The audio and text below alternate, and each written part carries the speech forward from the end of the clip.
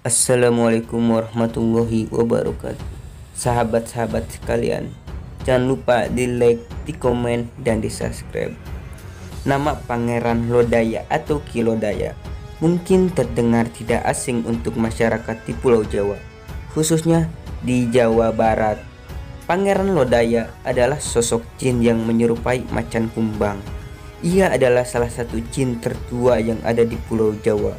Berikut ini adalah sedikit mitos tentangnya. Sekitar abad ke-8 atau ke-9, ada sebuah peperangan antara kerajaan jin Laut Merah dan kerajaan jin Pantai Selatan. Kejadian itu diawali kerajaan Pantai Selatan yang ingin menguasai daerah pantai selatan Pulau Sumatera. Ketika kerajaan selatan menyerang sampai Bengkulu, kerajaan Laut Merah khawatir akan pengaruh kerajaan selatan sampai ke Aceh, dan kerajaan Laut Merah memutuskan untuk memblokade kerajaan selatan di Bengkulu. Dan terjadilah pertempuran besar sampai pasukan selatan terdesak sampai ke Gunung Krakatau. Kerajaan Laut Merah hanya mengejar pasukan selatan sampai Gunung Krakatau saja. Dan kerajaan Laut Merah berdiskusi dengan penguasa Gunung Krakatau untuk membangun pos di situ dan menaruh beberapa pasukan di pos tersebut. Di satu masa, tiba-tiba kerajaan Krakatau digempur oleh pihak selatan yang dipimpin oleh Nyi Blorong. Singkat cerita, Blorong berhasil mengalahkan kerajaan Krakatau dan pos kerajaan Laut Merah. Pasukan Laut Merah banyak yang tewas. Perbendaharaan Laut Merah banyak yang disita dan Raja Krakatau diculik oleh pihak selatan. Singkat cerita, ada beberapa pasukan Laut Merah melapor kepada kerajaan pusat yang ada di Laut Merah, menginformasikan bahwa pos Laut Merah yang ada di ujung kulon telah diserang dan barang-barang Laut Merah banyak yang disita oleh pihak selatan. Lalu Raja Laut Merah memerintahkan salah satu panglimanya yang bernama Hashim Bahadur untuk mengambil kembali apa yang telah dicuri oleh pihak selatan. Singkat cerita, Hashim Bahadur menggempur pasukan selatan dari ujung kulon. Pasukan selatan di ujung kulon dipimpin oleh Pangeran Lodaya yang memiliki nama asli Lala Roga Kusuma Diraga, dan Lodaya juga memiliki gelar Sang Hyang.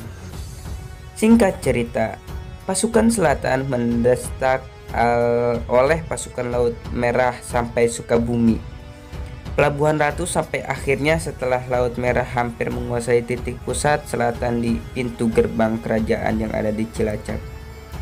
Hashim Bahadur dapat perintah untuk mundur karena kedatangan Laut Merah yang bukan untuk menguasai kerajaan selatan, tetapi hanya untuk memberikan pelajaran dan meminta untuk perbendaharaan Laut Merah dikembalikan, termasuk Raja Krakatau. Setelah itu Hashim Bahadur menetapkan diri di ujung kulon. Pada suatu hari, pasukan Lodaya menyerang pasukan Laut Merah yang ada di ujung kulon. Pada peperangan tersebut, pasukan Lodaya kalah oleh Laut Merah. Melihat keadaan tersebut, Sang Hyang Astadewa atau Sang Hyang Antarikusuma atau Dewi Mahaswari atau Nyi Roro Kidul dan Jaya Wisesa berkumpul di Gunung Patuha untuk membantu Pangeran Lodaya. Akan tetapi waktu itu Lodaya berkata ingin berhadapan satu lawan satu, dan lawan Lodaya saat itu adalah Hashim Bahadur. Lodaya melarang Astadewa, Antarikusuma, dan Dewi Mahaswari Jaya Wisesa untuk membantunya, dan mereka hanya boleh menjadi saksi pertarungan antara Lodaya dengan Hashim Bahadur. Perang tanding pun terlaksana. Lodaya tidak bisa menembus ilmu Hashim Bahadur. Lodaya mengeluarkan pusaka-pusaka andalannya, akan tetapi tidak ada yang bisa melukai Hashim Bahadur. Lalu Hashim Bahadur mengambil salah satu kayu stigi yang ada di hutan ujung kulon. Hashim Bahadur memegang kayu itu sambil membaca ayat suci Al-Quran. Ia membaca ayat Al-Quran dengan merdu yang menjadikan dirinya bersinar cahayanya, yang membuat silau mata. Lalu Hashim Bahadur memukul badan Lodaya dengan kayu tersebut sebanyak 7 kali yang membuat Lodaya ambruk. Lalu dibawa oleh Jaya Wisesa ke Gunung Patuha untuk menyembuhkan lukanya. Pangeran dirawat oleh Jaya Wisesa dan 7 batari agar bisa pulih kembali lukanya. Setelah sembuh dari lukanya, sikap Lodaya pun berubah. Ia sudah tidak lagi keras seperti dulu lagi. Singkat cerita, Jayawisasa curiga dengan perubahan sikap Lodaya dan mengirim salah satu pasukannya untuk memata-matai Lodaya.